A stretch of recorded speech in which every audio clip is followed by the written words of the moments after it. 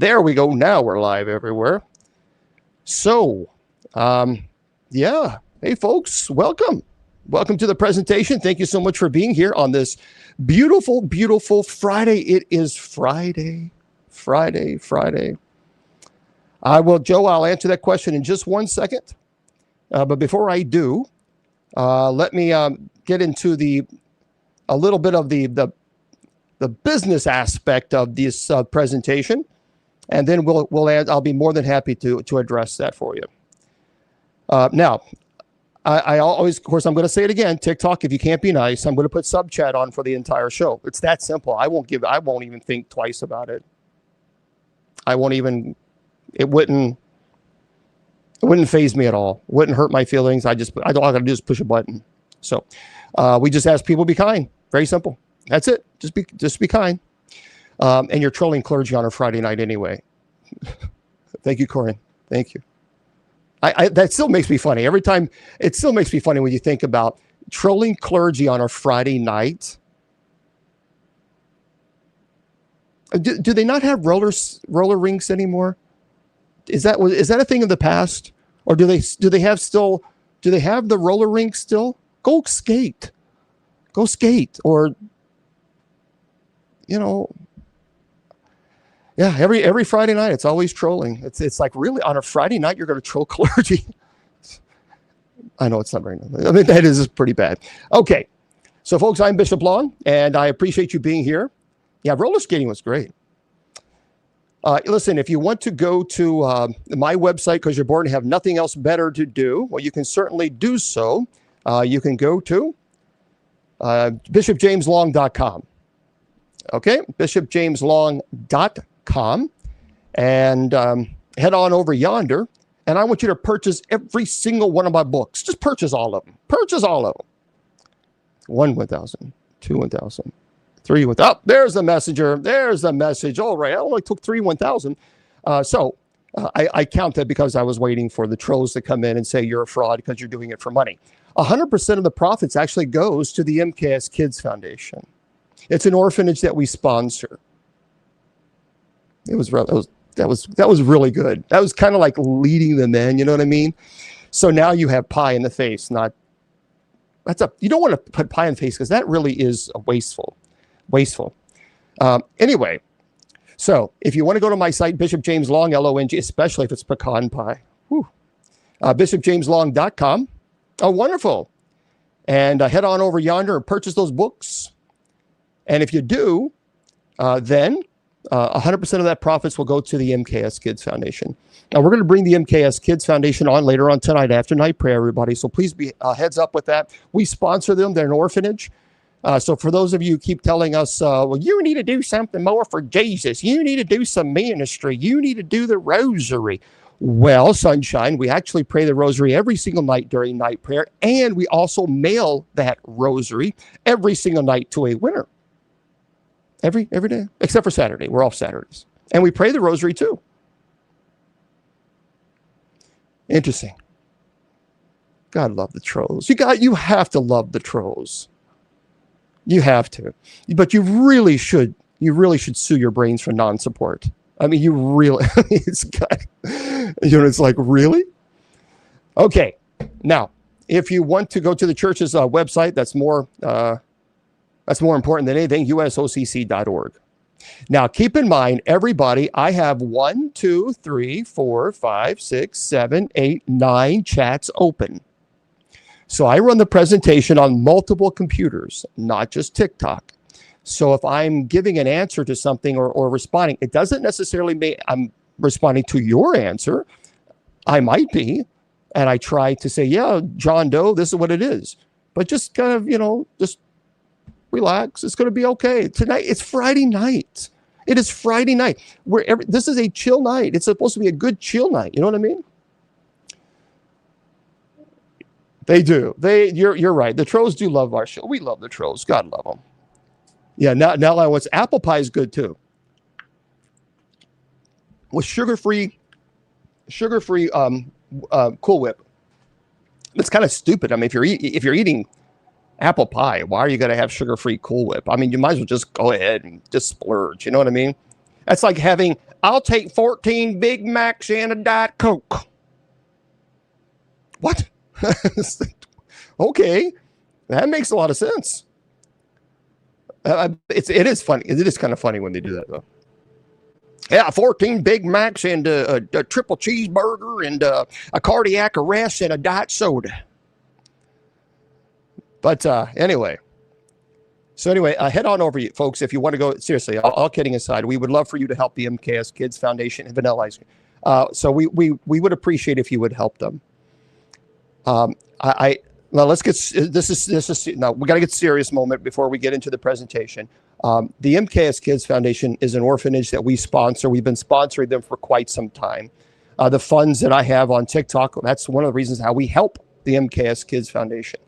And we love the orphanage. They are a nonprofit. They are self-funded. A young man started it who was homeless at 3 years old. 3 years old. Thank you. And so he took that pain and suffering that he experienced as a child, and he started the MKS Kids Foundation. And so I'm telling you, they're taking care of 30 kids. They house them, they feed them, they clothe them, they educate them. And this is what our community has been doing now for quite some time. So that's why I ask you to please purchase the books, because I'm self-published. So I don't have a publisher and a big publisher pushing the books, and that's one of their fundings. So, okay there, all right there. I'm in Kentucky, Louisville, Kentucky. It's not Louisville either. It drives me crazy when people say Louisville. Oh, that drives me nuts. Oh, thank you there, Corinne. Louisville. It was found after King Louis. Oh, trying Louisville. Anyway, make sure you do that. And tonight, don't forget, tonight at 10 p.m. Eastern Standard. I have not done. I'm going to have to do that. I want to go to the Ark because it's in Kentucky. I'm going to make that happen. But don't forget that tonight at 10 p.m. Eastern Standard Time, we will have night prayer. So please join us, and we will give a rosary out. So it's the rosary that I use when we pray our prayer petitions, and I mail it to you. I will bless it before I send it out. It's a gift. We've been doing this for a long time, actually. And then after night prayer, around 10:40 p.m., we bring on the MKS Kids Foundation. And a lot of people just shower them with gifts and love, because really that is how they keep the doors open. Okay? So there you go. And hopefully you'll join us for that later on. Now, tonight, we're going to have a very interesting conversation. Yep, we've been doing it now for quite some time. And we will deliver to the UK, but you guys have to pay for the shipping, because I already pay for the shipping in the United States. And so I just, sometimes that shipping can be $20, $25 now. It is stupid expensive. And so I pay for the shipping within the States because it's free. Well, it's not free. Santa Claus doesn't pay for it. I can't. There's no way I could, give. I just can't. It's not feasible. I don't receive a stipend as a bishop or a salary minister. I do ministry 100% free. I fund my own ministry, so we can only do so much. Okay. I won't be mentioning that one. Now, I did talk briefly about Stephen Rossetti, Father Stephen Rossetti, who was released from his duties. And I thought, boy, that is odd.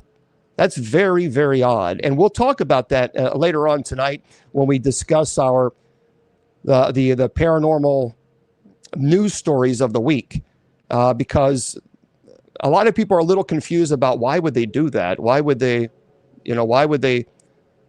he be removed like that? Well, I'll give you a little bit of an insight.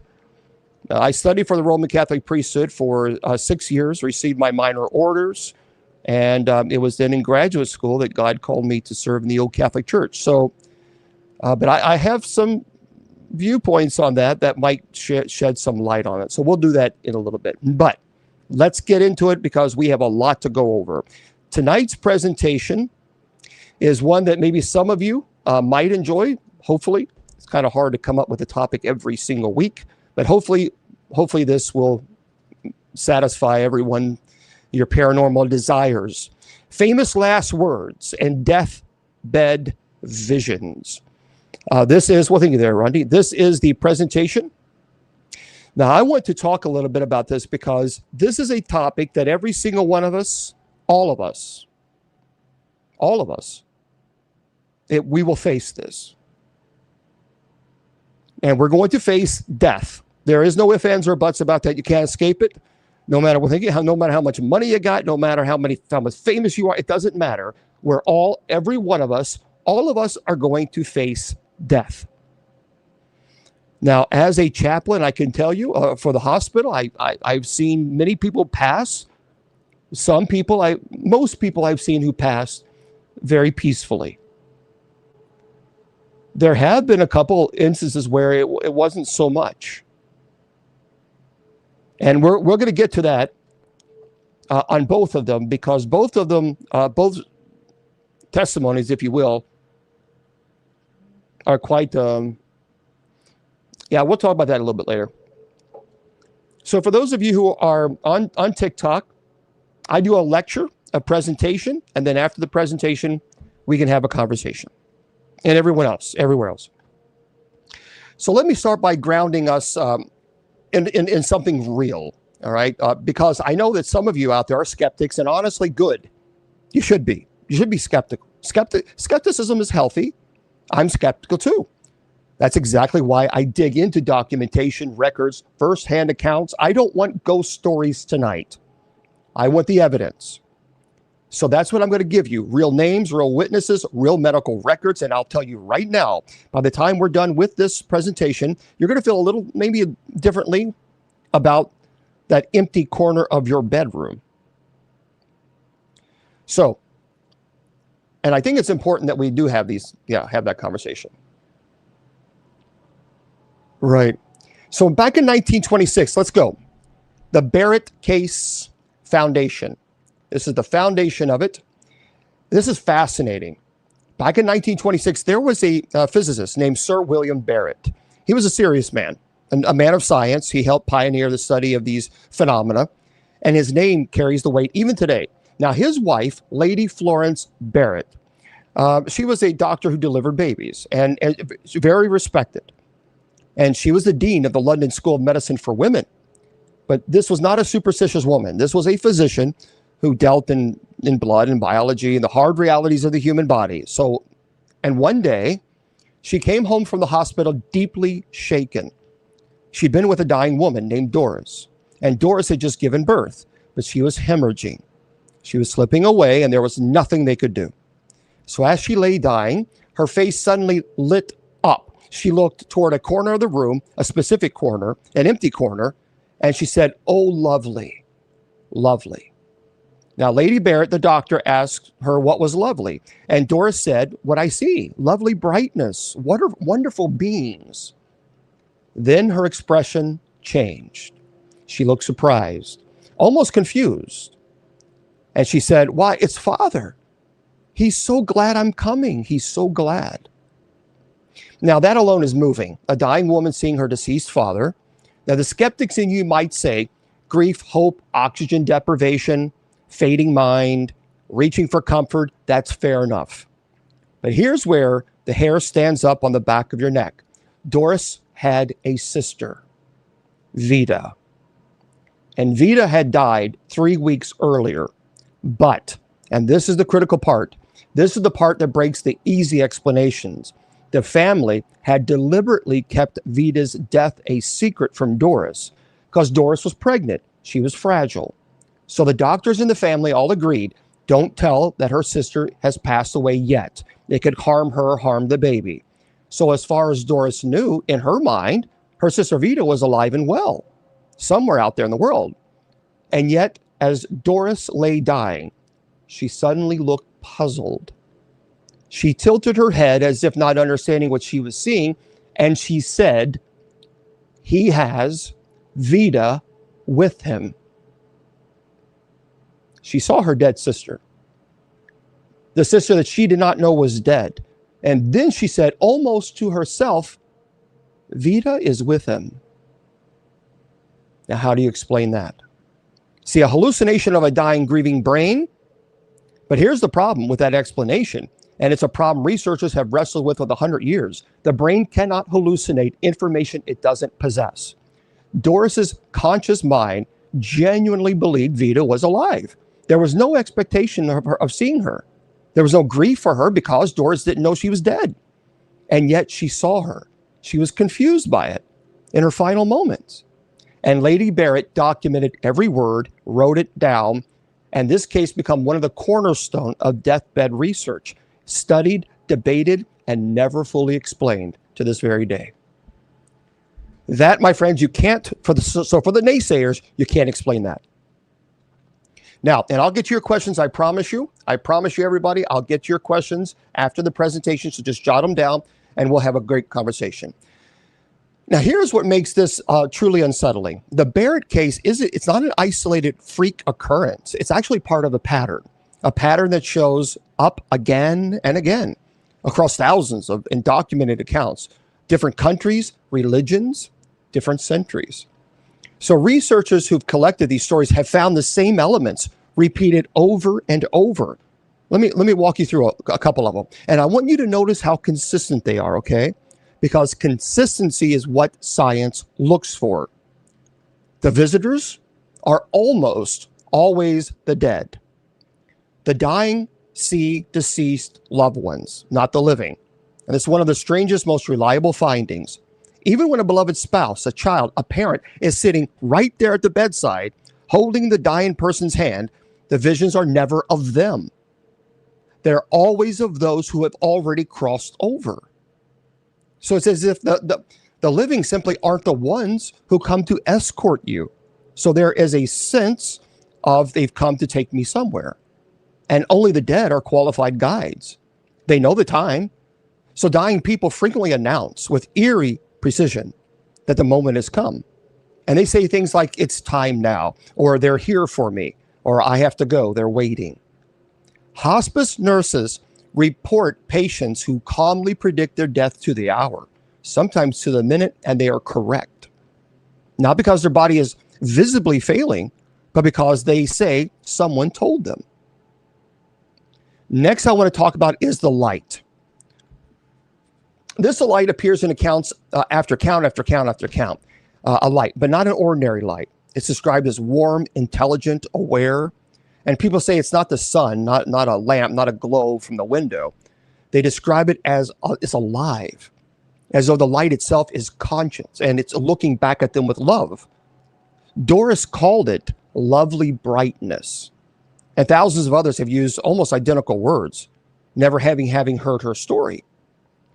Now, this one, I think, chills the doctors themselves. It's called terminal lucidity, or sometimes the rally. In other words, patients with severe dementia, Alzheimer's, even brain damage, people who haven't recognized their own children in years, who haven't spoken a coherent sentence in months, will suddenly, in the hours before death, become perfectly clear. They recognize everyone. They speak normally. They say goodbye by name with full awareness, and then, often within hours, they're gone. And here's the medical mystery. Their brains are physically damaged. The tissue is degraded. There is no biological reason a destroyed brain should suddenly function perfectly. And yet it does. Science has documented for centuries and still can't explain it. Now, let's talk about the children. Yep, and then there are children. And this is the part that I find the hardest to talk about. See, because I've been in hospitals with dying children, but in every case, every single case with a dying child, they describe seeing angels or beautiful people, playmates that nobody else can see. And here's what really gets to us. They are almost never afraid. The adults in the room are weeping. They're terrified. They're breaking apart. The child is calm, peaceful, reassuring the grown-ups. I've seen it. There are accounts of dying children who say things far beyond their years. One little girl reportedly told her mom, "Don't cry. The lady of light says it doesn't hurt. She's going to carry me. I witnessed this. I saw it. She's going to carry me." Notice something, that these aren't random. They line up. Different patients, different decades, different cultures, describing the same architecture of death. That is not how hallucinations work. Hallucinations are personal, chaotic, but this is structured. It's consistent. And that should make you wonder. Now, let's talk about, let's open up this presentation with skepticism, because I have to do a segment on this. I told you I respect skeptics. I'm skeptical too. But let me tell you about a man who was a skeptic as well, a serious one. His name was Dr. Peter Fenwick. He was a British neuropsychiatrist. Now, he was a man who studied the brain for a living. He was respected mainstream scientist who worked at major institutions, consulted on the science of consciousness. When Dr. Fenwick started studying deathbed phenomena, he was a skeptic, a hard one. He fully expected to explain all of it away with biology. Matter of fact, he even had a list of explanations ready. Listen to this. These were his logical, scientific list to explain away these deathbed visions. Oxygen deprivation. That's one explanation. The brain dying, starved of oxygen, firing strange signals. Medication, morphine, painkillers, sedatives, causing hallucinations. Brain chemistry, the chaos of a body shutting down. Wishful thinking, a frightened mind constructing comfort. And then finally, wow, Zonic, you can't even be nice here when we're talking about people who have deathbed visions. Man, Zonic, we're going to pray for you. And then reasonable explanations, scientific explanations. And Finnick, he looked for them. Now, but he kept hitting a wall. And moderators, let me know if it gets rude. Let me know, because I'll put sub chat on. Okay. I've already answered 5 times that I'm doing a presentation. I've done 68 pages worth of notes. And so I do a presentation. I don't sit here and look at the screen and expect you to entertain me. I'm here to give you a presentation. If you want a Jerry Springer mentality, that's not us. So if it gets rude, let me know, and I will put sub chat on immediately. So, okay? Because I'm not going to have, I'm not going to turn off I'm not going to turn the comments off. I will leave the chat on for subscribers, but I'm not going to put up with people being rude at all. Okay. So here, this Dr. Fenwick, though, he kept hitting a wall because he kept finding cases that none of those explanations could cover. He found patients who weren't on any medication, fully clear, drug-free, who still saw the dead. And he found patients whose oxygen levels were perfectly normal, monitored, recorded, no deprivation at all, who still reached out to empty corners and spoke to people who couldn't be there. He found cases like Doris, where the dying saw people they didn't know even were dead. So you can't call that wishful thinking when the person doesn't even know anyone to wish for. And he found something else, something that he couldn't expect. He found that the experiences seemed to do something to the dying. They calmed them. They prepared them. A person agitated and afraid would have a vision and then become peaceful, ready, certain. And Dr. Fenwick never claimed to prove the afterlife. He was too careful of a scientist for that. He never stood up and said, "I have proof of heaven." But he did something almost as powerful. He admitted publicly on the record as a neuropsychiatrist that something is happening at the threshold of death that our current science cannot explain. That the easy biological answers don't hold up. That we are looking at a genuine mystery. When a lifelong skeptic, a brain scientist, looks at the evidence and says, "I can't explain this," that should get your attention. Now, And here's the thing that I want to give you before we move on, because the doctors and researchers are one thing, but there's a group of people who see this every single day, who are with the dying, not once in a lifetime, but constantly. The hospice nurses, the chaplains like myself, the palliative care workers, the people whose entire job it is to sit at the bedside of those final hours. And here's what's remarkable. When you ask the hospice workers, and surveys have been done, accounts have been collected, the overwhelming majority of them are not afraid of death. Not because we've grown numb to it, it's the opposite, because of what we've seen. We've watched the faces, we've heard the words, we've seen the dying reach up and smile at someone in the empty air. I've seen the fear melt away in the final moments and be replaced completely by peace, recognition, even joy. As a matter of fact, one hospice nurse told me, this has always stayed with me. She said, after 20 years of this work, I'm not afraid to die because I watched too many people who weren't alone when they thought they were. That's powerful. So just sit for that. Because if she's right, the nurses are right. And then the room is never empty as it looks. Now, so keep all of this in your pocket as we move forward tonight, because we're going to shift in a moment. You know, the Barrett case, remind yourself of the Barrett case and the patterns and the beautiful children seeing angels, Dr. Fenwick's confession, their nurses who lost their fear, because everything I have told you so far is the comforting side. The light, the lovely brightness, the wonderful beings, the father and the dead sister waiting with open arms. And I have to be honest with you now, not every account ends in light. For every Doris who saw lovely brightness, there is someone who reached the threshold, looked over the edge, and recoiled in horror.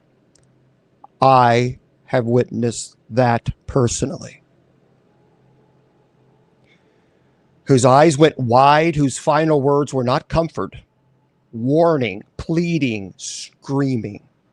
The same threshold, the same final moments, but what's waiting on the other side does not appear to be the same for everyone. We're going to meet some of those people tonight, kings, dictators, philosophers, who mocked death and God their whole lives and met it terrified. One man in particular who built an entire religion on the promise that there was nothing waiting in the dark, and who in his final breath discovered he was dead wrong. But that's later. We're not ready for him yet. First, let me show you the light before I show you the dark. Now, I promised you that I wouldn't leave you only in the dark, and I meant it. But there's a truth that surprised even me when I started studying this. Most deathbed visions, they're not terrifying. Most of them are breathtaking and they're beautiful. The kind of thing that if you let it can actually change how you feel about your own ending. So before we descend into the dark, all right, thank you there, Jacob. And we're going to descend, I promise you, but let me give you the light first, okay? Let me give you the death that comforts, because you're going to need to hold on to them later on. So let's begin with a man who spent his whole life chasing light and found it at the very end.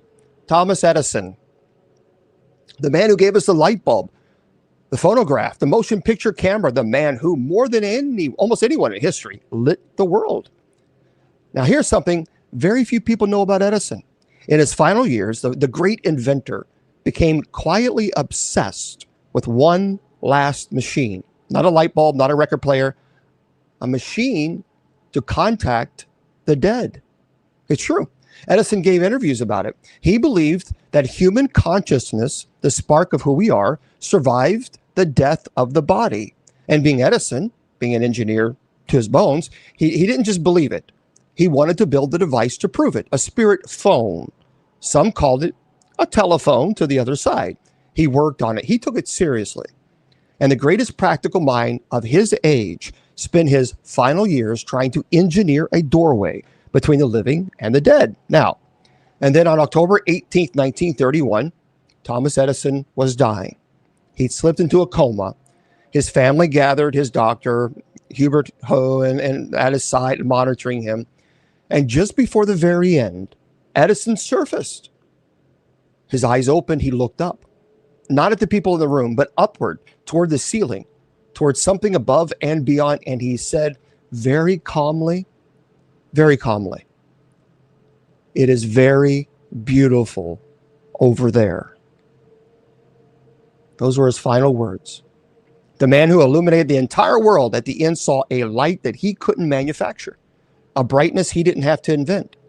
He spent a lifetime trying to build a machine to reach the other side, and in the end, he didn't need the machine at all. He just looked up and saw it. It's very beautiful over there. Steve Jobs. Brilliant. Let me bring you forward in time to someone many of you may remember, 2011, okay? Steve Jobs, the man who reshaped the modern world, iPhones, iMacs, and the way we live now with little glowing rectangles in our pockets called cell phones. And much of that traces back to him, a genius, a perfectionist, and by most accounts, not a sentimental man, not someone given to mysticism. He was dying of pancreatic cancer. And at his bedside in his final hours was his family, including his sister and a novelist, Mona Simpson. That was his sister. Now, that's why we know this story, because Mona stood up at his memorial service and told it publicly in his eulogy. This isn't a rumor. It's a sister describing her brother's last moments in front of the people who loved him. She said that in his final hours, Steve was surrounded by his wife, children, sister, and then right at the very end, his energy shifted. He looked at his family one by one, a long, loving look, as if, saying goodbye. And then he looked past them, over their shoulders, beyond them, at something none of them could see. And his final words, the last words of one of the most influential minds of our time, were, "Oh, wow. Oh, wow. Oh, wow." 3 times.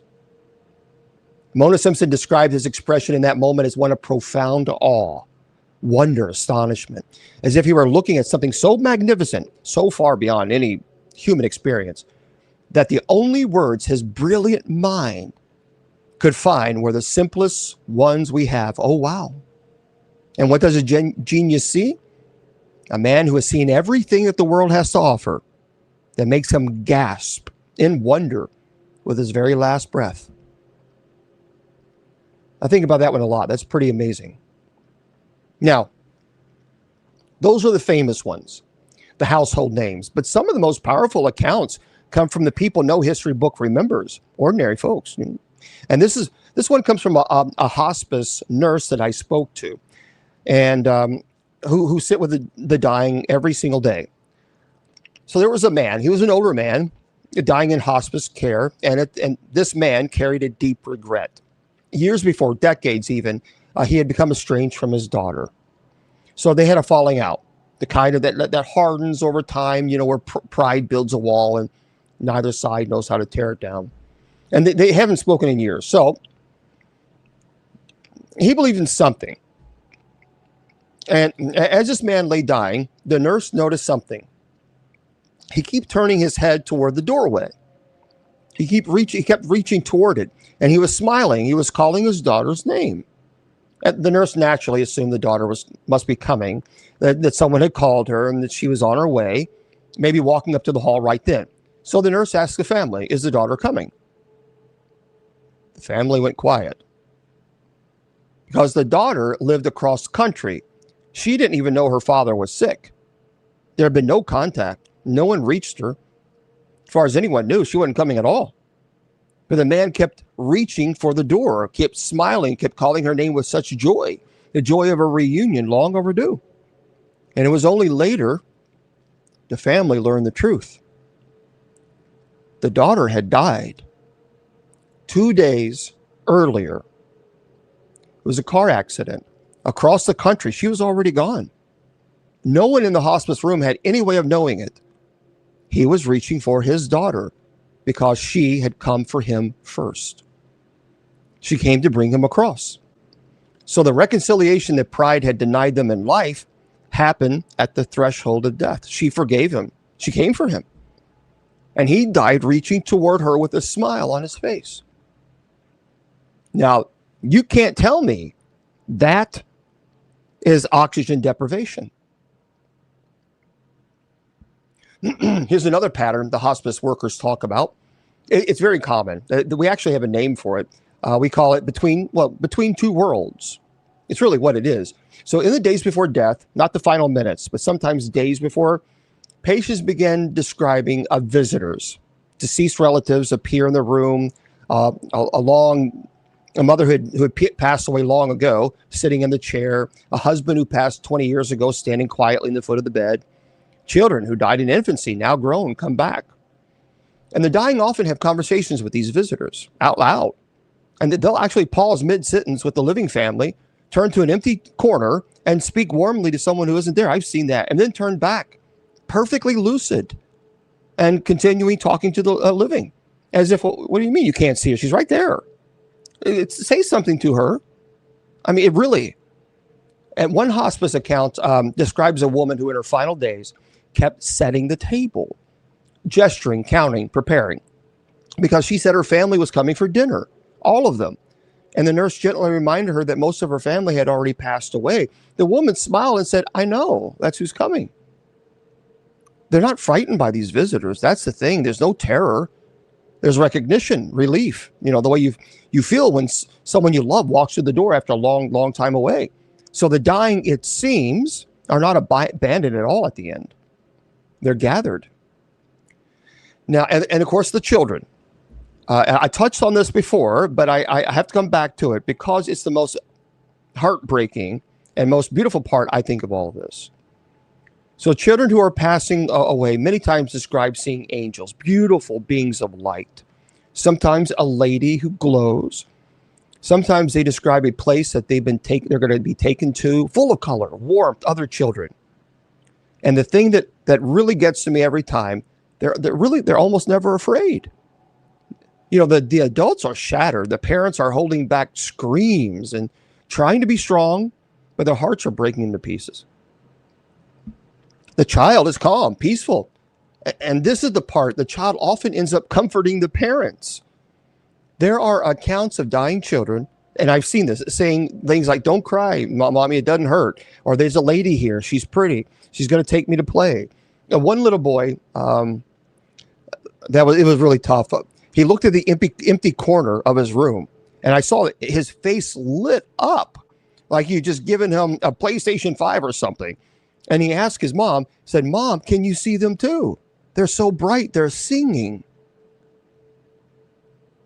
And where does that come from? I mean, a small child who knows nothing of theology, nothing of near-death studies, nothing of the patterns we've talked about tonight, describing the exact same lights, same beings, same peace that adults worldwide describe.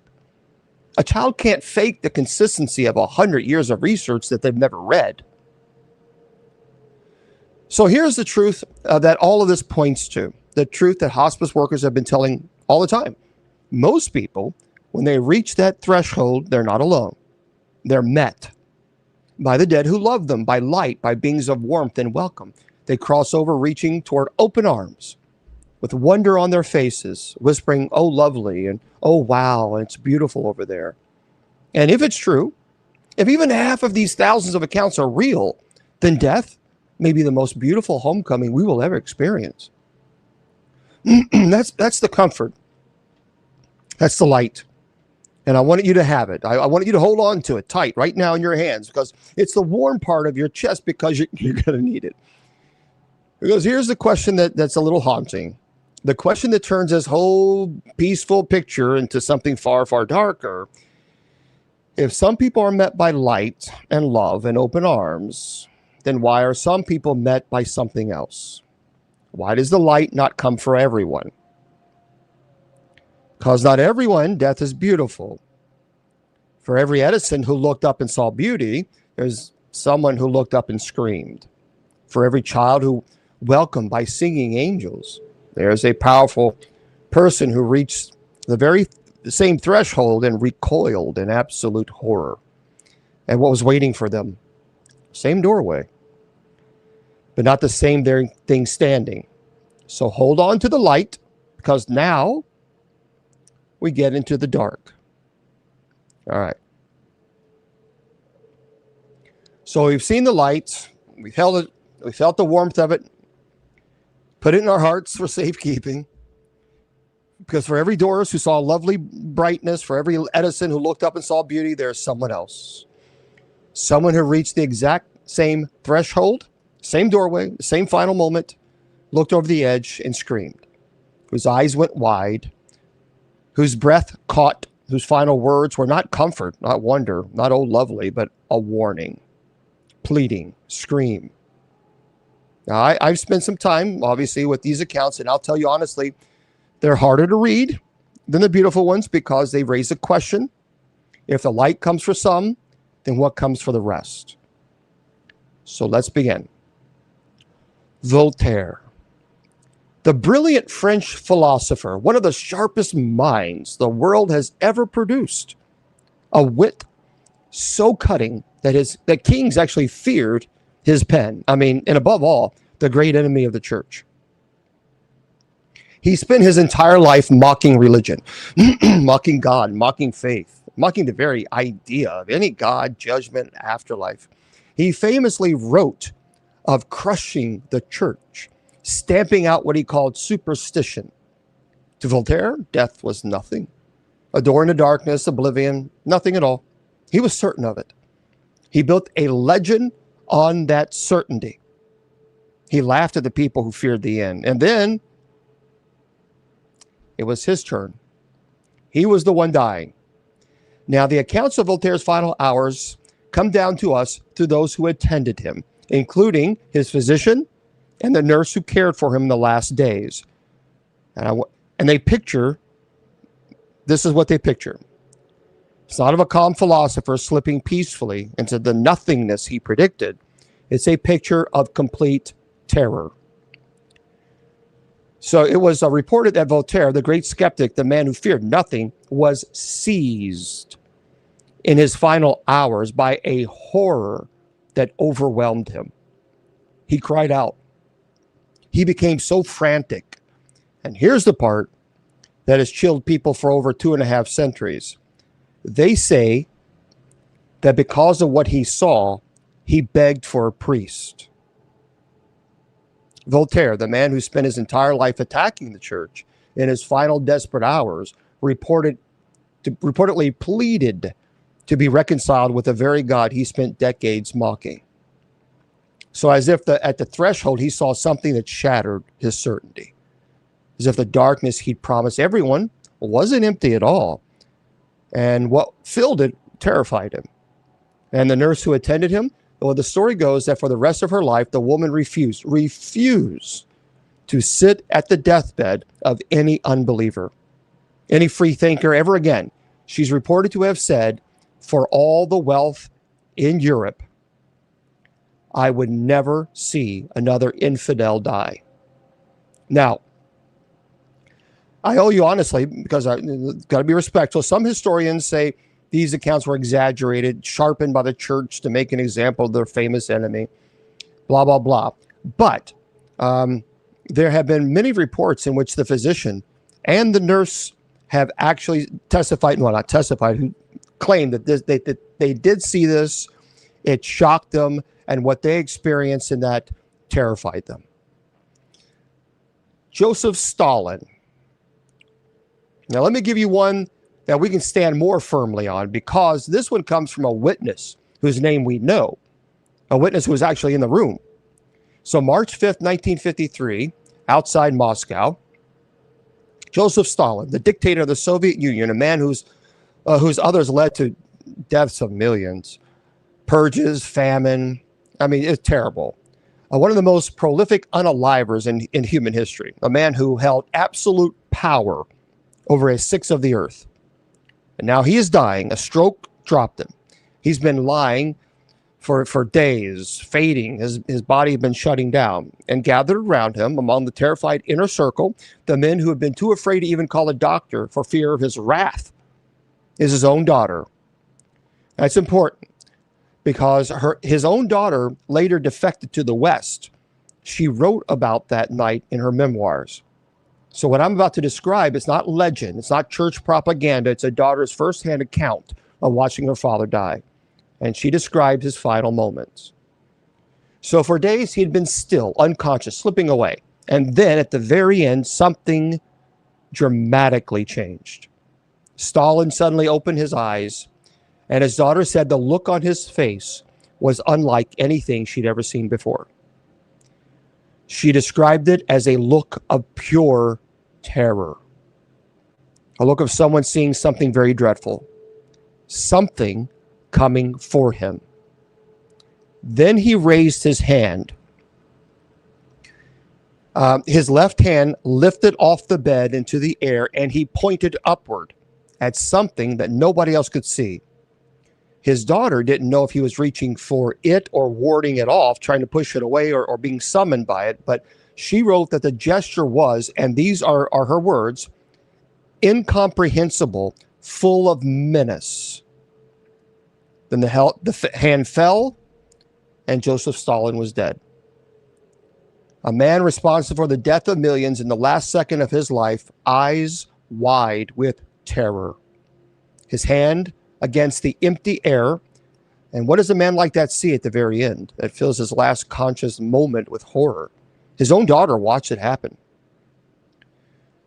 Now, this is a very interesting case, boys and girls, if you've never heard of this. Pope Alexander VI. Yeah. This is fascinating. Yeah, a pope. A pope. Okay. Let's go back a little further. Back to the Renaissance Italy. To the most corrupt family in the history of the church, the Borgias. Rodrigo Borgia, a man of staggering ambition, ruthlessness, and appetite. 1492, through bribery, through buying votes, through naked corruption, he did the unthinkable. He bought the papacy itself. True story. He became Pope Alexander VI, the supposed representative of God on earth. He actually did this. And his reign was a nightmare of poison, unaliving, bribery, excess. The Borgias became synonymous with treachery.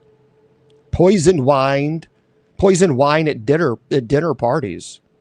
Even rivals who simply vanished.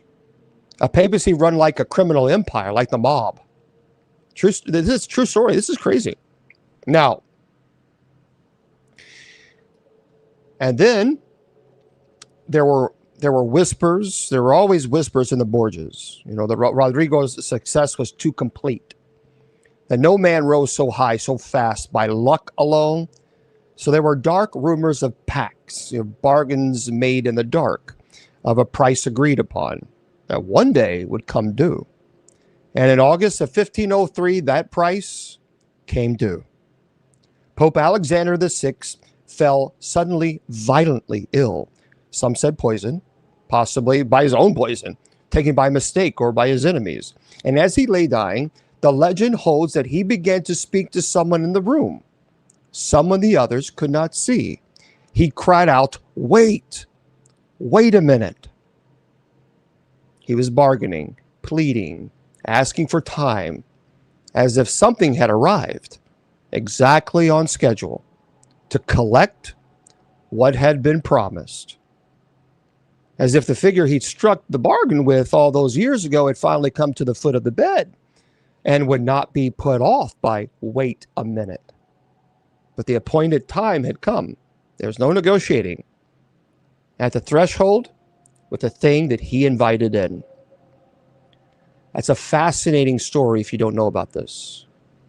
Now I want you to notice something, a pattern. Just like in the light, there's a pattern. Remember the dead loved ones, the welcoming brightness, the gathering of the gone. Well, the darkness has a pattern too.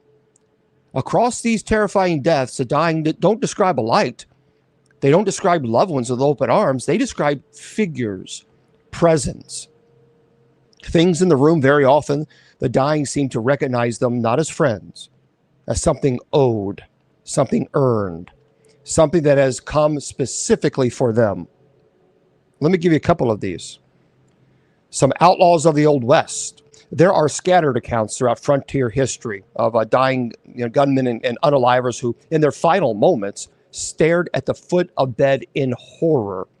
Matter of fact, one account tells of an outlaw dying of his wounds who kept pleading with the empty room, keep them away from me, keep them away. And when asked who, he didn't, who he wanted to keep, kept away from him, he reportedly said, only they're all here, every one of them. Every one of them, the people he had unalived, come back, standing in the room waiting, maybe. Now, hospice workers, even today, report a rarer and even a darker phenomenon alongside the peaceful ones. Small number of patients, of those who carried great guilt or did a great harm, come agitated, terrified in their final hours rather than peaceful. Then, sometimes they cry out that there's someone that's there and they don't want to go. Something is in the room with them. So where the peaceful patients reach towards the doorway of joy, these patients shrink away from it. They push back into the bed. They beg not to be taken. And I think the most chilling element of all is the recognition. These dying people don't seem surprised by what they see. They seem to understand it, as if deep down inside, they always knew it was coming. As if a debt they'd carried their whole life had finally arrived to be paid. Wait a minute, said the Borgia Pope. They're all here, said the outlaw. Raised hand, look of terror, Stalin's daughter said. The light comes for some, and something else comes from others.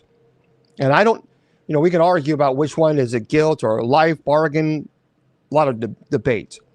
But I want to talk about now something that a lot of people will say, oh, that didn't happen. That didn't happen. Oh, yes, this did.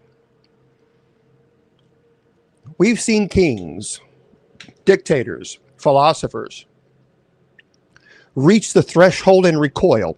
We've seen the great skeptic Voltaire beg for the God he denied. Stalin's hand raised against the empty air. Seen a pope plead for just a few more minutes. None of them built their entire life around the darkness the way the man we're about to meet. Voltaire mocked God. He never founded a church. The Borgia Pope was corrupt, but he served, at least in the name. The man we turn to now did something no one else in history quite did. He didn't just deny God. He didn't just mock heaven. He stood up in front of the entire world, shaved his head like an ancient unaliver, and declared a church for the devil himself. He spent 50 years telling the world there was nothing waiting in the dark, that hell was a fairy tale, that Satan was only a symbol, that you should fear nothing about death because nothing is what's there. He told the whole world that, and then he died. And what he said with his final breath told a very different story. So it's time. It's time we go to what's known as the Black House. It's time to talk about Anton LaVey. Okay, so here we are. I've been doing this show now for a little bit, and there are some stories I can tell without getting to be the history, the kings, dictators. We can keep a little distance from that, a little professional space between us and the dark. But this one is interesting. This story gets under my skin every time, and I think by the end of it, it'll make your eyes widen just a bit, because there are people in history who flirt with darkness, who dabble, who get a little too close to the edge, then step back, or sometimes they go full force. The people who won't step back. People who walk right up to the darkness and marry it. People who build it a home, give it a name, a doctrine, a church, a face. Anton Szandor LaVey was the second kind. Tonight, I'm going to do this the right way. I'm not going to just drop his last words on you and call it the night. No, that's cheap. I'm going to tell you who this man really was. His whole strange, dark, fascinating life. Because you can't understand the horror of how he died until you understand how he lived. And then at the very end, I'm going to tell you the words he spoke as life left him. Words that people in the room never forgot. Words that, I'll be honest with you, it'll open your mind a little bit. But first, let's talk about the man. He was born Howard Stanton LaVey, April 11th, 1930, Chicago, Illinois. Now, sit with that for a second. It's almost funny in a dark way. The most famous Satanist in the history of the world, the Black Pope, the high priest of hell, started out as a kid named Howard from the Midwest. Howard LaVey. And you could have passed him on the street and never looked twice. But Howard had a feeling about the world, even as a boy. And it wasn't a warm one. So his family moved out to California. And it was there, in those years, that the boy started becoming something the world had never quite seen before. Now, I got to be forward with you here because it matters for understanding him. A lot of what we know about LaVey's early life comes from LaVey himself, because the man was a showman. We have to make that clear. He was a myth maker of the highest order, okay? And he told his own story the way you would write a horror novel over the years. And, his followers couldn't always tell where the truth ended and the legend began. And honestly, that was the point. That was the part of his power. Because here's the thing that what makes LaVey so unsettling. You can never quite find the edges of him. You reach out to grab the truth and your hand passes right through it. Is this real? Is this theater? With LaVey, the answer is always both and neither. The ambiguity and the fog around him, that's where the fear lives. So here's the legend he built. Believers, you can believe what you want out of it. He certainly wanted you to believe all of it. LaVey claimed that as a restless teenager, he ran away and joined the circus, the carnival. That whole traveling world of people and fortune tellers, things that come alive after dark. He said he worked as a lion tamer, a caged boy, handling the big cats, standing in a cage with a creature that could open him up with one swipe. And he said he learned something in those years that never left him. Working the carnival, watching the crowds, he claimed he saw the real face of humanity. Said he'd watch respectful church-going men on Saturday night lusting and gambling and indulging every appetite, and then see those same men in the front pew on the Sunday morning, pious as saints. And he decided right then that the whole world was a lie. Morality was a mask, and underneath it, every human being was a beast. Well, that was the darkest part of the origin myth. LaVey claimed he worked for the San Francisco Police Department as a crime scene photographer. But just think about what that means. Night after night, called out to the worst things human beings do to each other, unalivers and things of this nature, and car wrecks, and standing over bodies, photographing the blood, the aftermath of faces. And he said that he would finish off any belief that he had in loving God. He looked through that camera lens at all the horror, all the random, meaningless death, said to himself, there's no benevolent God watching over us. No one. We're alone. There's no one to answer to. Okay. So eventually, Anton LaVey bought a house in San Francisco on California Street. He painted it entirely black. The infamous black house. From the outside, a black box. Sitting in an ordinary neighborhood.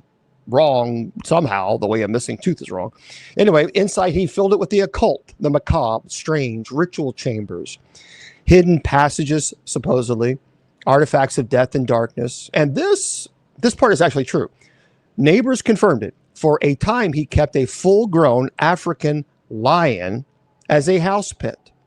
A lion padding around inside a black house in the middle of San Francisco, roaring at night until the neighbors finally forced him to get rid of it. True story. So a man who tamed lions, who photographed the dead, who painted his house black, filled it with darkness, he was just getting started. Then came the night that changed everything. The night he stopped being a strange man with strange ideas became a movement. We're talking about April 30th, 1966. Now, you got to understand the significance of that date, because LaVey chose it very, very deliberately. April 30th, the night going into May 1st. It's a Walpurgis night. It's old European folklore. This was his night, the night when the witches were said to gather on the mountaintops, the night the boundary between our world and the other world grew thin, the darkest, most powerful night of the cult calendar. All right. It's a dark twin of Halloween. 6 months around the wheel of the year, and on that night, of all nights, Anton LaVey performed a ritual. He took a razor, shaved his head completely bald, and he said he did it in the ancient tradition of unalivers, of carnival strongmen, of medieval magicians who shaved their heads to perform their rites. He marked himself, he set himself apart, and then he stood up, declared the founding of the Church of Satan. He didn't call that year 1966. He declared it Anno Santanus, the year 1. The first year of the age of Satan. The first year of the reign of the devil on earth. A church for Satan, founded on Witches' Night by a bald man who'd photographed the dead in the modern world, in an American city, with a phone book and mailing address, and people came. Now, that's important. And here's where I have to be very careful and be very clear with you, because this part everyone gets wrong, and it's the part that makes his death so absolutely terrifying. LaVey's Satanism on paper was not about worshiping a literal red devil with horns. That's not what he taught, not officially. What he taught was this: Satan is a symbol of rebellion, a symbol of the ego, the self, the natural carnal beast inside every human being. He taught indulgences instead of abstinence, pride instead of humility. Do what you will. He taught that the Christian idea of sin and guilt was a cage built to control people, and that Satan represented the breaking of that cage. So when people asked him, do you actually believe in the devil? LaVey would smile and say, no, the devil is a metaphor. There's no literal hell. There's no literal Satan. He would say there's no afterlife at all. When you die, you die. That's it. Nothing waits for you. Nothing is watching. Fear nothing. That was the doctrine. That was the public face. But there's always a but with LaVey, because it wasn't just all symbols and metaphors and clever philosophy. If it was all, it was just theater. Then why did he build a black temple? Why the rituals on Witches' Night? Why the shaved head and the ceremonies of the invocations of the devil? Why spend 50 years performing devotion to being, you swear up and down doesn't exist, and yet you call upon this creature, this being, that's just a metaphor? That, my friends, is the big lie. Anton LaVey worshipped Satan, period. He knew that people could absorb this facade, this lie definition of Satanism. They could absorb that a lot better than saying, well, you will worship Satan. Because I'm going to tell you a little secret. Satanists who say they don't worship Satan, yeah, you do. I've been to many paranormal conventions, and I've been to conventions where there were Satanists who were summoning Satan, chanting Satan. You don't chant a metaphor. So people may call it a symbol, but here's the question that's haunted people for decades. When you spend 50 years speaking to something in the dark, calling its name, building it a house, declaring its reign, creating a religion off of it, summoning this metaphor, what if at some point something starts listening back? What if the symbol wasn't just a symbol? Got to hold on to that one, because we're going to get to that one at the end. 1969, LaVey published the Satanic Bible. It exploded. The book has never gone out of print, not once. In over 50 years, it sold well over 1 million copies. And I want you to think about something genuinely chilling. There are teenagers right now tonight sitting in the dark in bedrooms across the world reading from the pages on the phone screen, speaking words that Anton LaVey wrote, reciting invocations to the dark of this metaphor, this symbol. That's the big lie of Satanism. Now, LaVey became a genuine celebrity, the Black Pope. He was everywhere, photographed with Hollywood stars, interviewed on television. He cultivated his image with precision of a master showman. The shaved head, the black clothing, the sharp goatee, the arched eyebrows, those piercing, knowing eyes. He made himself look deliberately like the devil, like a living embodiment of the thing he claimed he didn't believe in. And there's a darkness that hangs around his fame, too. He is associated with the actress Jane Mansfield, the Hollywood bombshell of the era. And there's a persistent, ugly legend connected to her circle, a curse, as some say LaVey placed. Some say it was aimed at her companion and caught her instead. In 1967, Jane Mansfield died in a horrific car accident and decapitated, really, by some accounts, when her car slid under a truck in the dark. LaVey's name was hovered around the tragedy like a shadow ever since. Coincidence? Almost certainly. Theater? Probably. But that's the thing about LaVey.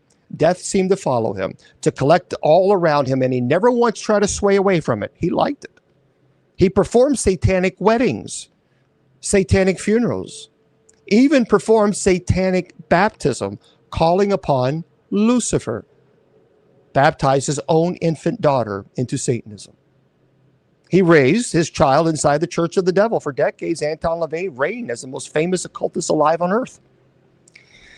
But here's something that they don't put on the album covers. As the years passed, the Black Pope began to disappear. The showman who'd courted every camera grew kind of reclusive. He pulled back from the black house on California Street, that black box in the ordinary neighborhood. He closed the doors, stopped going out. The empire fractured. There were lawsuits, money troubles, falling outs with old followers. The legend was bigger than the man now, and the man was growing old. His body was failing him. His heart specifically. The lion's tamer heart was giving out. Picture it.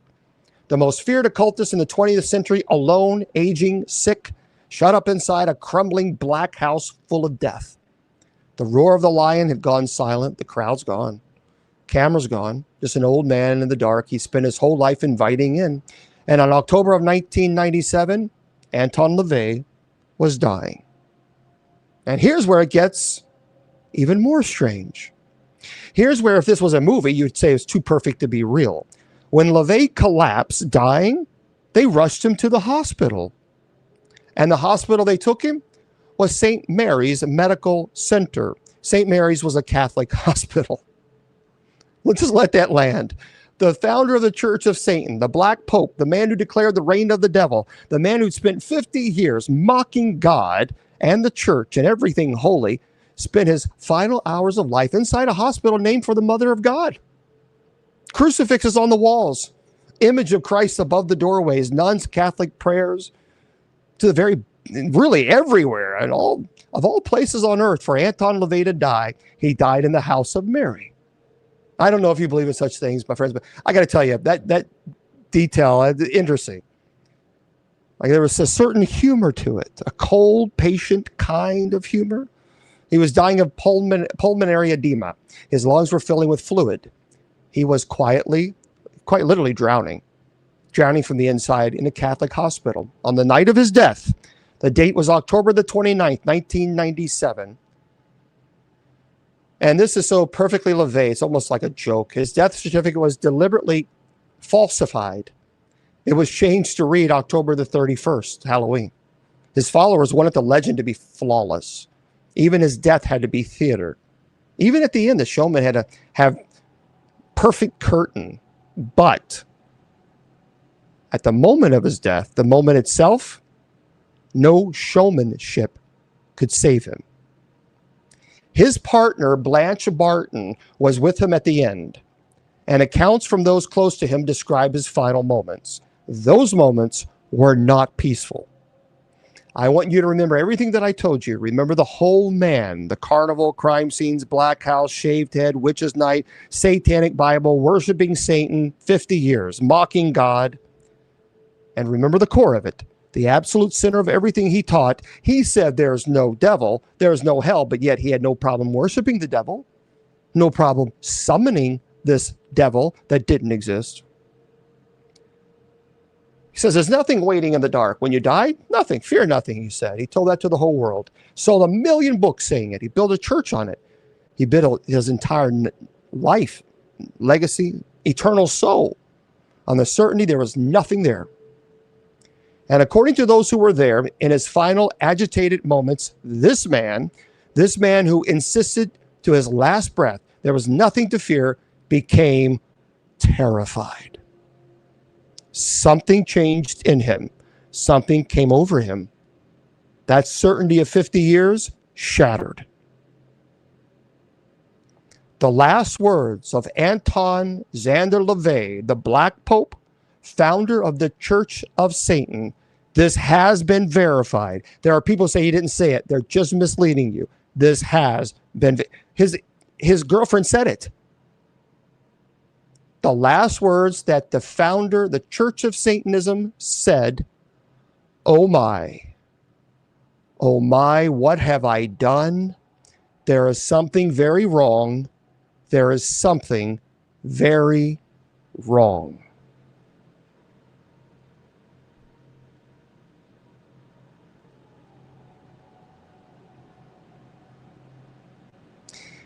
There is something very wrong. The man who told the entire world there was nothing to fear in his final seconds, looking at something in the Catholic hospital room that no one else could see, was filled with horror. Oh my, what have I done? There is something very wrong. And I have to ask you, what I've been asking myself this whole time, what did he see? What stood at the foot of the hospital bed in St. Mary's, in the house of the Mother of God, that made the Black Pope, the man who mocked God all his life, cry out in terror? What did the high priest of Satan see in his final moments after 50 years of speaking to the dark? Now, some will tell you it was nothing, just the panic of a dying brain, just the body fighting to breathe, the mind unraveling, oxygen failing. The problem, he didn't have oxygen deprivation when he said this.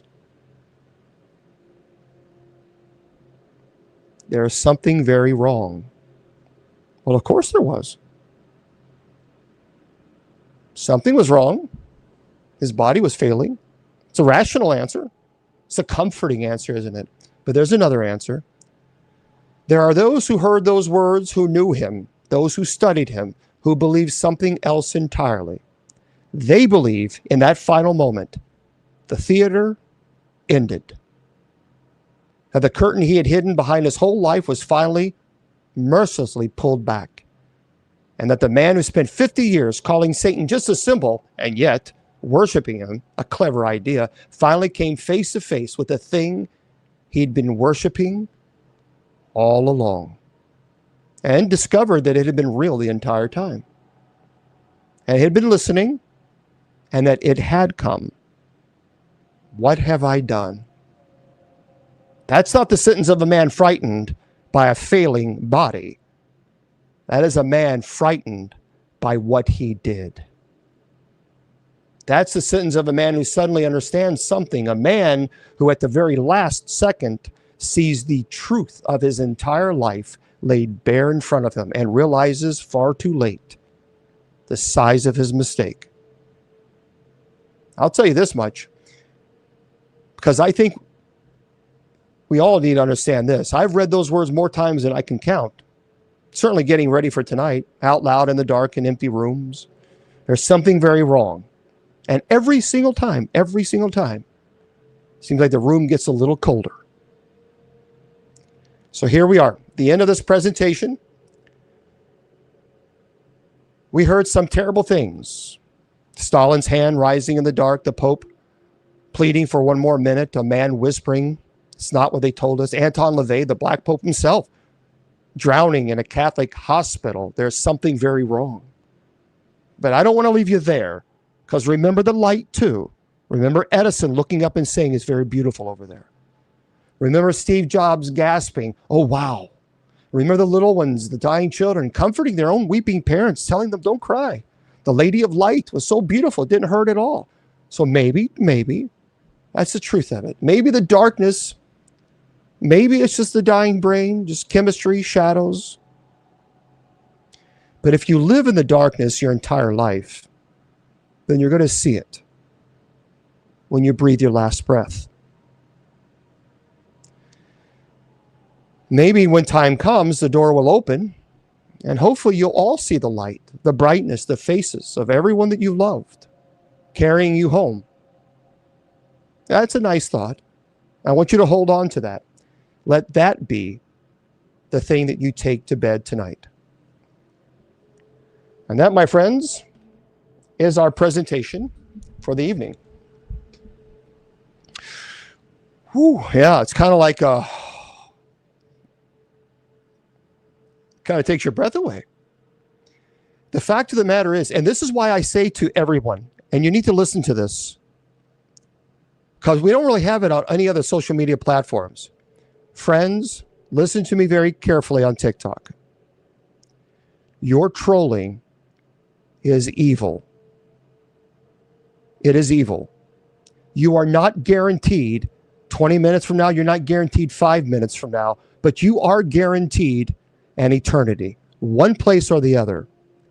If you're using your words to try to hurt another person and you think it's funny, you're not listening to the Holy Spirit. Using your words to hurt people is evil. It is pure evil. It's not fun. It's not games. There is a human being on the screen that you're watching. You are not listening to the Holy Spirit when you use your words to troll another person, when you try to tear down their faith, when you try to, whatever it might be. I want everyone to remember Matt Brown on the Alaskan Bush people recently unalived himself. And one of the reasons that he unalived himself was because he was being cyberbullied online. I watched his last live. People were mocking him, making fun of him because he fell off the wagon. They were saying terrible, terrible things to this man. He was at a state, a mental stage of he was just distraught. And people took that opportunity to troll. His death is on their hands. When they stand before God in judgment, they will see the words, the consequences of their words, and how it took a toll on his life. We are guaranteed heaven or hell. And I am absolutely convinced that if the Holy Spirit truly lives within you, you wouldn't use your words to hurt another person. So if you are, you need to change now. You're not guaranteed 1 minute from now. So now is the time to change. Now is the time to ask for forgiveness.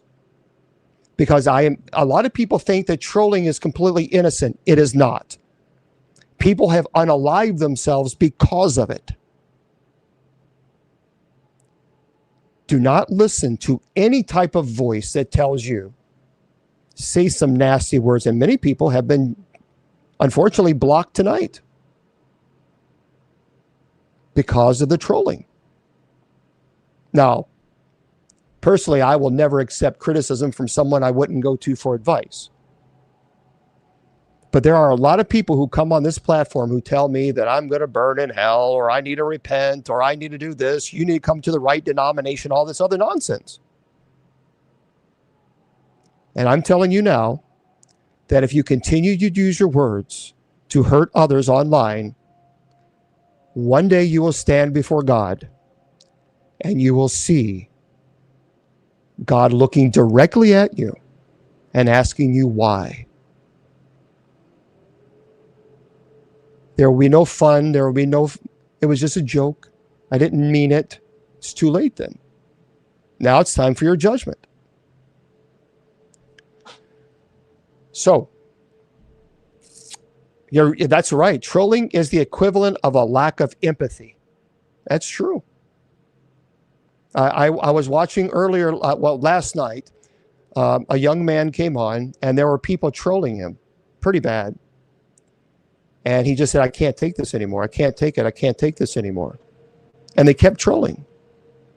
And he was just, he's a nice young man. He just comes on, he talks and has fun with people and sings and, dances. He just has a great time. And the trolling was so bad, he had to sign off. He said, I can't take this anymore. Congratulations. I mean, if that's your goal, you make the devil smile. And if you continue that behavior, then when you breathe your last breath, maybe your words, your last words will be, oh my, what have I done? There is something terribly wrong.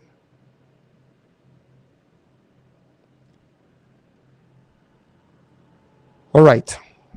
So that is the presentation, everybody. I do the best I can to help as many people and say, look, you got to change. You got to change. I can only beg so much.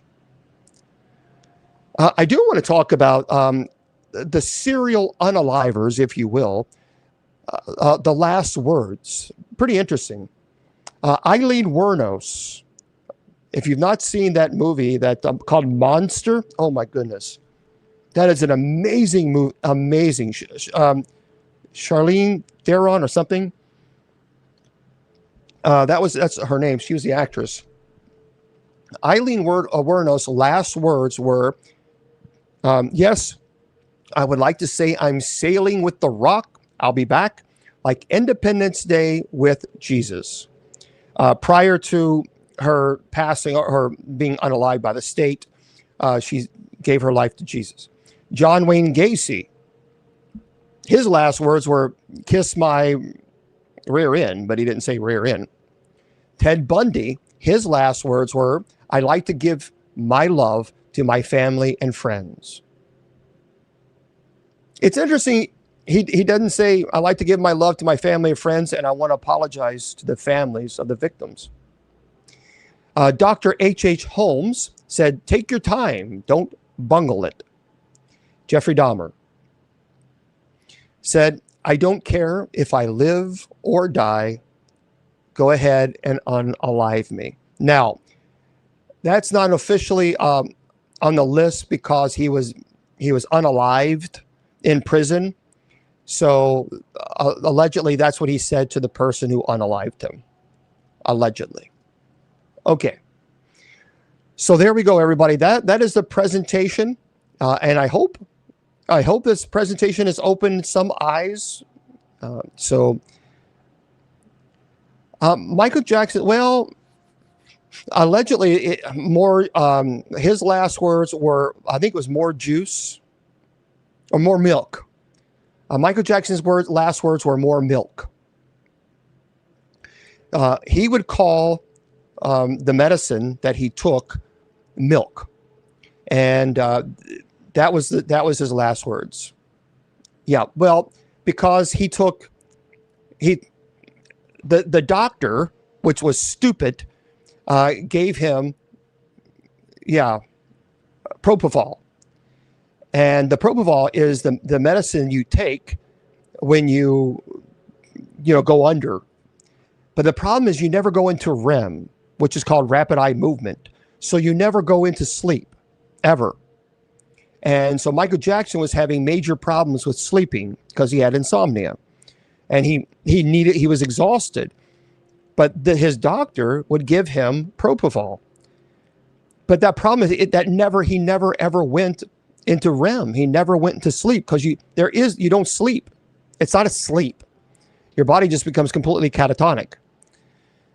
And so his last words were more milk. He called it milk. So that was his last words. Yes, yeah, life's a trip, and I'm gonna discuss that too one time. So now, yeah, it wasn't monitored in the hospital. He was actually in his home, and that's what happened. Michael Jackson. So, well, not just a colostomy. It's actually that's what they give you when you have any type of surgery, when you have a scope, anything like this, they give you. I want to say very quickly, I want to end this on a very positive note. Just bear with me a few seconds, because I know many of you have heard this before, but I really want to end this presentation with this.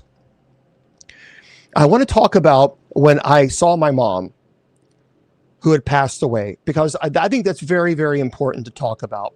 So in 2014, my mom had passed away, and I had a scope that I needed in 2015. What was so powerful about that, the surgeon was phenomenal.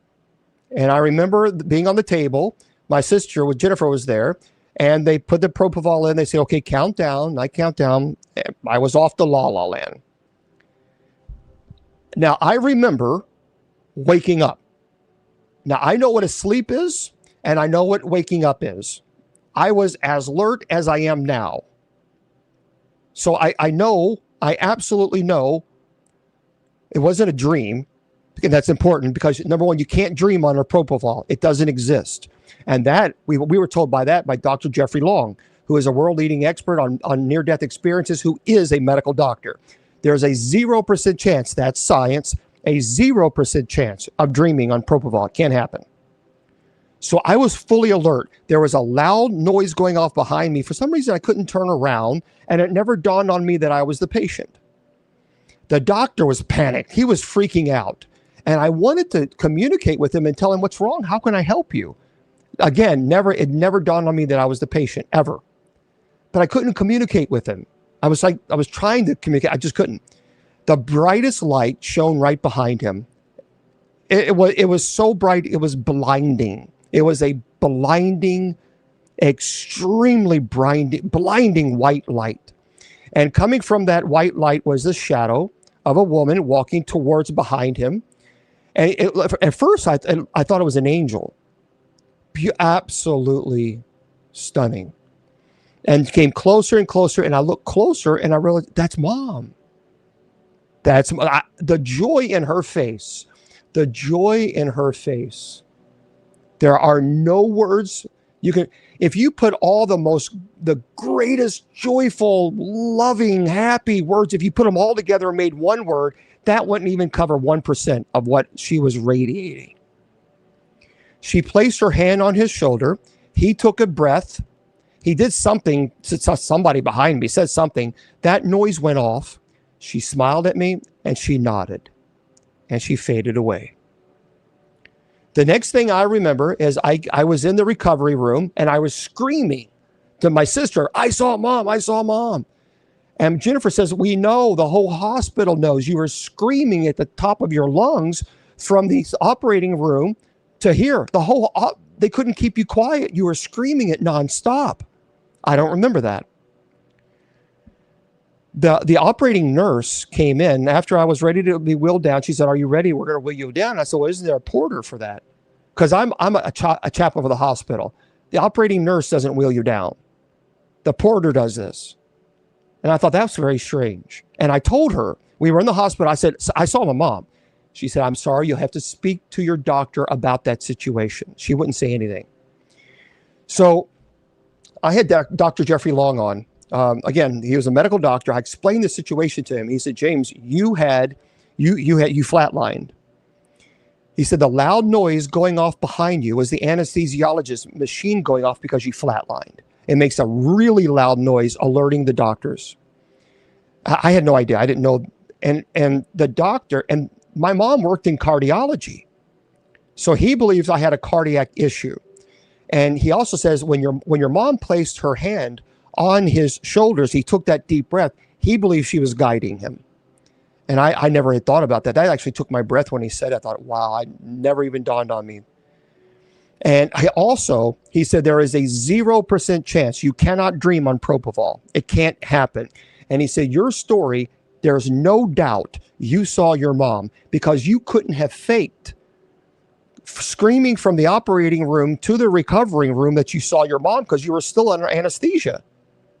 So there's no way you could have faked that. So he's absolutely convinced that I had a cardiac issue and that I absolutely 100% I saw my mom. So I'm telling all of you now that if your loved one is in heaven, let me end it with this. You have nothing to worry about. Nothing to worry about. The joy and peace, the love, the happiness, there are no words I can't describe it. I just can't. It was radiating. It was like it was alive. It was just, I can't describe it. There's no words. There are no words. Bliss is not even a good word. So what I'm saying to you is if your loved one, if they're in heaven, you need to just relax, because they're experiencing a joy. Perfection, that doesn't even cover it. They're experiencing a joy that we can't even dream about. We can't even dream about it. And one day, keep your faith in God, keep loving people, helping people as much as you can. Use your words to lift people, not to hurt them.